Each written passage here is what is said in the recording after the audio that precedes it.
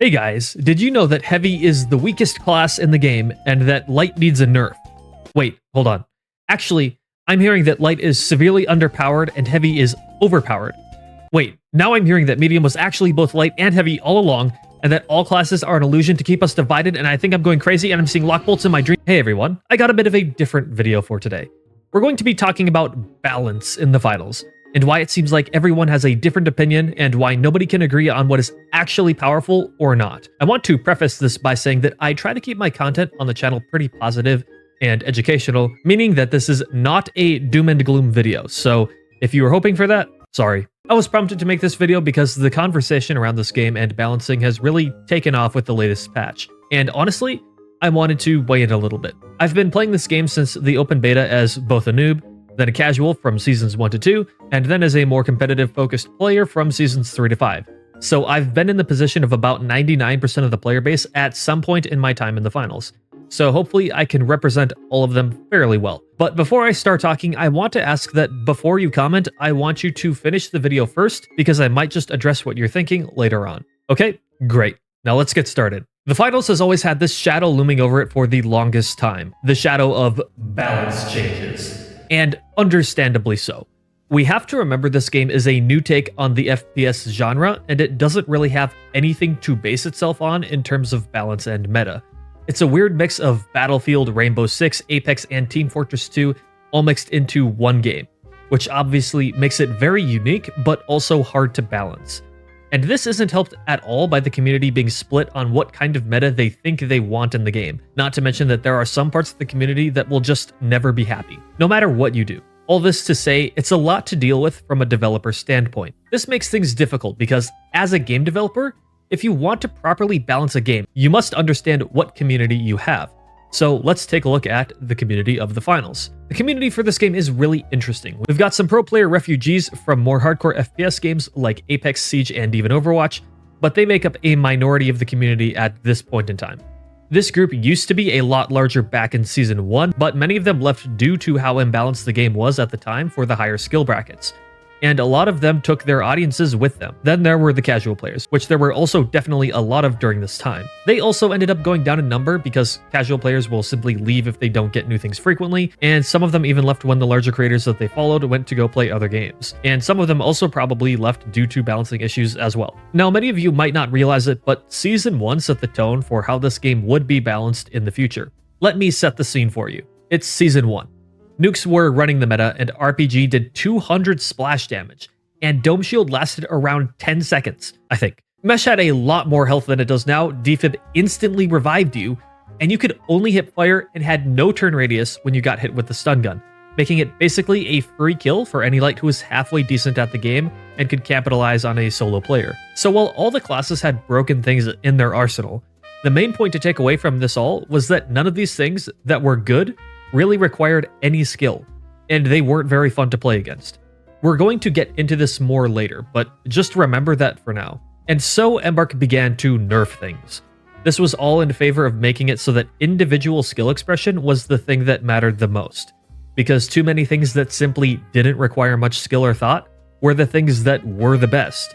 Eventually, things like the RPG, Dome Shield, Defibs, and Stun Gun did get nerfed because they simply had way too much value for the amount of effort that you had to put in. So it's clear that sometimes nerfs have to happen, but maybe some of you disagree with how these nerfs have been done.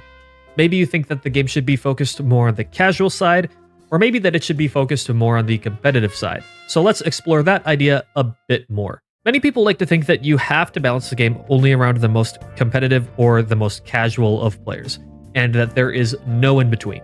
And naturally, people want a game that's balanced around them. If you're a hardcore player, you want more competitive focused balancing. And if you aren't, or if you just aren't as good at the game, you want casual balancing. So what happens when you balance around the competitive players? You get a game somewhat like Valorant or Counter-Strike, where everything is, for the most part, very closely balanced. There's obviously some outliers, but almost everything in Valorant, for instance, is viable outside of some tournaments. But even then, the game is for the most part more balanced than a lot of other competitive titles. But some people consider the game to be too balanced, and think that because of that, it has become too boring and stale. But it's at a point where many of the fundamental things of the game, like some of the guns, are now so well balanced that people sometimes are complaining about it. So clearly, even if you try to balance a game perfectly, some people will still be upset. Now let's take a look at what would happen if you balance the game towards the casual side. Let's say that we kept the game in a casual state forever. None of heavy specializations ever got nerfed, defib was the same as it was on launch, and stun gun is absolutely horrible to play against. Let's even throw in that recon senses are back in the game as well. And before you also say stun gun is already horrible to play against, Season 1 stun gun was a different beast entirely. And while this state of the game could be considered silly fun for some people, the reality of video games is that people will metagame it, no matter how casual you wish the game could be. In time, those things that you loved about your casual game would become downright oppressive in the hands of good players. This tends to happen to the high-level skill bracket first, but eventually other players will catch on, and it will work its way down. Either you quit out of frustration, or you two become a slave to the meta eventually. So game developers have to draw a fine line between both of these things, competitive and casual balancing, which is why we have the constant balance changes that we do.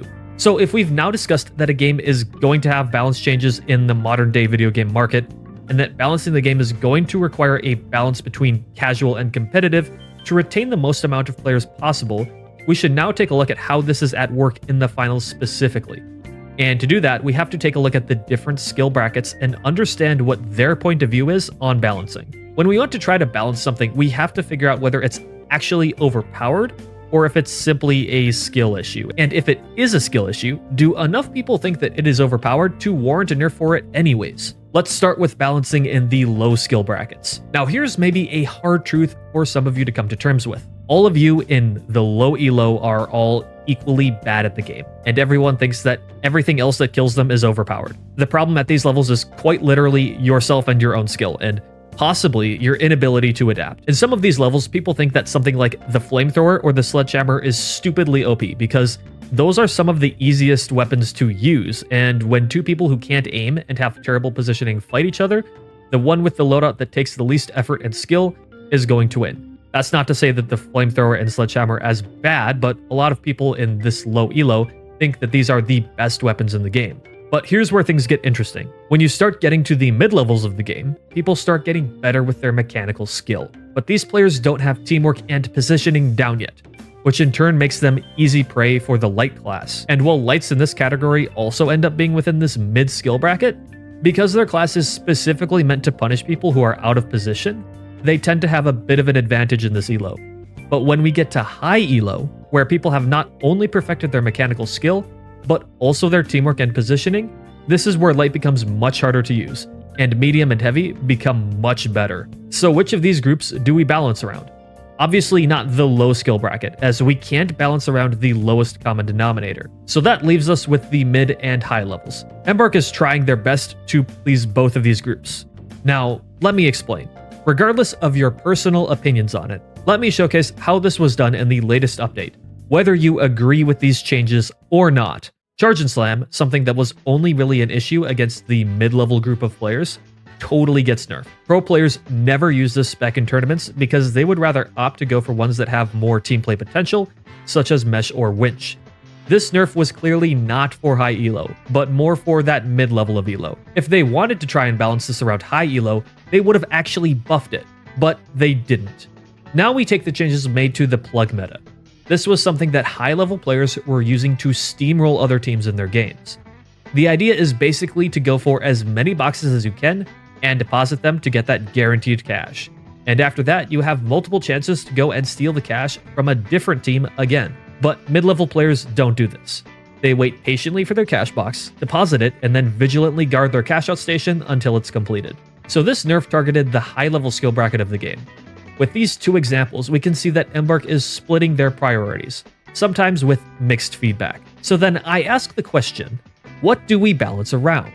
What is the main point of balancing in the first place? Obviously, we want to try and balance around many groups of people, but is there a balance philosophy that we can keep in mind? At the end of the day, the answer is obviously balance around fun. But because different things are fun for different people, there isn't an easy answer to this. So if we ask ourselves what is fun in a game, and what makes something fun to use or to go against in a game, we have to go a little bit deeper. I would say this: a truly fun gaming experience is when there is clear communication of abilities and available counterplay for both parties involved, and players are rarely limited in what they are able to do. Now let me translate that.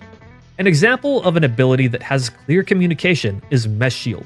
A player pulls out a giant shield and it blocks damage. An example of unclear communication would be Charge and Slam, because a heavy can just pull it out of their back pocket because the windup time is basically non-existent and you have little time for reaction if the heavy uses it properly. Notice I didn't say that Charge and Slam was overpowered, but instead that it didn't have clear communication of the ability, therefore making it unfun to play against. There's a big difference between something being overpowered and unfun to play against. And while they can be both, just because something isn't fun to play against doesn't mean it's overpowered. These are some things I think everyone can get behind. And if something is unfun, the answer obviously is to make it fun both to use and to play against. Another thing that I would argue is unfun to play against is the stun gun. It has no warning before it's fired and it locks you in place, which is really the thing that feels unfun about it to me. Once again, I don't think it's overpowered because at higher levels you can just play with your team to counter it. But that doesn't change the fact that it isn't fun to play against. And just because I don't have an issue fighting it, doesn't mean that a large group of players should be forced to suffer because of it. I think that if we tackled things like this, which Embark said they're going to do in the future, then we will actually have a much more fun experience. We can then work on the finer details like weapon time to kill values from there. The other things that need to be balanced are the things that either don't have clear counterplay or don't have enough practical opportunities for it. A lot of people think that just because something counters their loadout or their playstyle, it's overpowered. But that's not the case. The finals is heavily based on the philosophy of balance by counterplay. And I think a lot of people simply don't get that, or they're too stubborn to make the necessary changes to either their loadout or their playstyle. For instance, a heavy who runs Charge and Slam and a Sledgehammer all the time might think that a Sniper Light is overpowered. But if they ran a Barricade and Mesh, they would find that a lot of their issues are fixed just by making those specific changes. So take a look at your loadout and identify all its potential weaknesses. If there's a counter to your loadout, that's actually good. That's a balancing decision. And if there's a counter to the counter, then that's also good. That's how the finals is supposed to work. The issue is when a certain playstyle doesn't have a counter, and that is when action usually needs to be taken. But we have to be just as careful with the buffs as we do with the nerfs. Otherwise, we risk allowing something to not have many counters, which then upsets the balance of the game. And overall, I think that Embark has done a fairly decent job on this, considering what we talked about earlier. They literally don't have any other game to base their meta off of in a brand new subgenre of FPS games. Now, that doesn't mean that every change is warranted, but I truly do think that there are just a few things that if they were changed, people in general might complain less. And those things usually have two problems: readability and potency, which are directly correlated, which in turn causes a perceived decrease in both fun and counterability. So to summarize this all, I think that no matter what I say in this video, there will always be people who complain. But for those of you who actually did take the time to watch this video, I hope that this made sense on why Embark balances the way that they have. And for the Embark developers, I truly think that if you focus on things such as readability of gadgets and abilities, and double down on the counterplay elements of the game, you'll find a lot of success. But I'm sure you probably already knew that. Now, I want to be clear. That doesn't mean that I agree with every single balance change ever made, but I understand why it is inherently so difficult to balance this game in particular, especially when different skill brackets play it completely differently. But I think that making everything fun will help the casual side, and making everything have a counter will help the more competitive side. Now, obviously, there will always once again be people who will complain, but I think that if you focused on those core things, that many people would be happy. Now, you might say that I'm being a little vague here, and that's true. I'm not really trying to give my opinion on what I personally would buff or nerf, but instead try to keep my perspective as objective as possible and consider what would truly be good for the health of the game, not just what I would personally enjoy. Feel free to give your opinion on what you would change in the comments, but I think that as long as the devs keep these core ideas in mind, I personally will be happy with whatever the meta ends up being, and I'll adapt to it. If you thought that what I said was helpful or informative at all, leaving a like is greatly appreciated, and if you want to join me on the road to 14K subscribers, I would really appreciate it. Thanks for joining me on this massive yap session, and thank you to my channel members, and I will see you next time.